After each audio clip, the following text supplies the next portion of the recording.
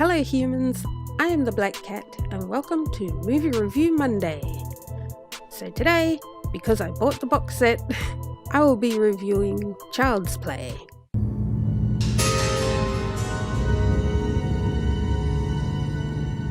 So Child's Play is an American movie that was released in 1988. It was directed by Tom Holland, starring Catherine Hicks as Karen Barclay, Chris Sarandon as Mike Norris.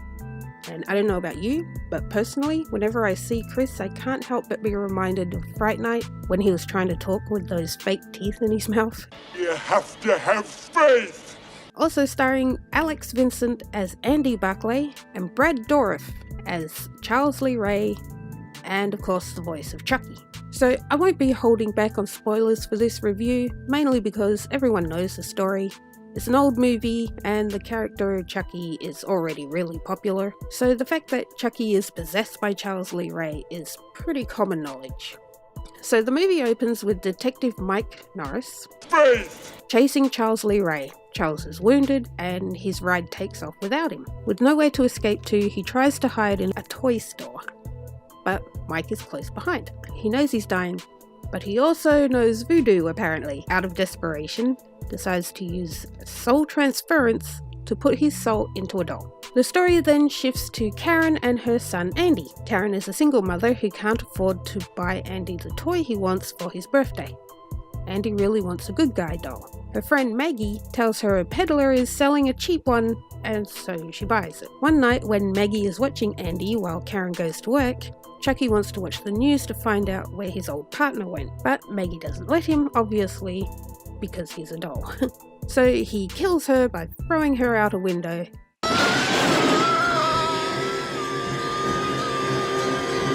This leads Detective Mike to meet Karen and Andy. Detective Mike believes that Andy is responsible for killing Maggie, and so it becomes a whole trust issue. Eventually, Chucky kills his old partner and is found out by Karen. After a fight, he begins to bleed, and so he finds the guy who taught him voodoo to find out what's happening to him.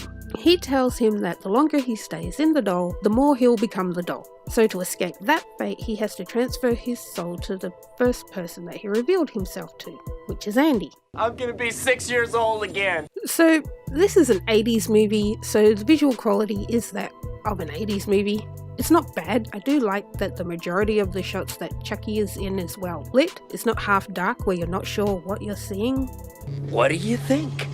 You can clearly see Chucky, there he is, and he's talking to you. The movie uses a lot of puppetry for Chucky's movement, as well as using forced perspective shots showing Chucky walking from a distance, which was also done using a person in a costume. I think overall it works well. It works a lot better than the obvious CGI shots that later Chucky movies would use. One of my favourite shots is definitely this shot towards the end. Chucky is burnt up and slowly walking towards Andy. Andy is on the ground and looking up at Chucky, so that's the angle we're given.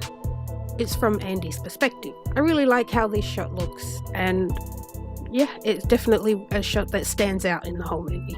As a fan of the Chucky franchise, I enjoy this movie for what it is. This is the movie that started it all. It's not my favourite Chucky movie, but it's definitely one worth having in the collection. Would I watch it again? Well, yes. I've seen this movie many times in the past and I'd definitely watch it again. So apparently there's a new Child's Play movie coming out. I'm not sure how I feel about it. I'm one of those horror fans that are skeptical of remakes because they're usually never good. There are some exceptions, of course, to that rule, but the majority of them are usually bad. I would probably watch it out of curiosity, but I've seen the trailer for the new movie and it looks like they're attempting a different approach than the original movie, which is good. It's good to try a new, fresh approach, but what the fuck is that? I guess we'll just have to wait and see. But anyway, that's all from Movie Review Monday for this week. But for now, let me know what you think of this movie in the comments, and I'll catch you next time. Bye!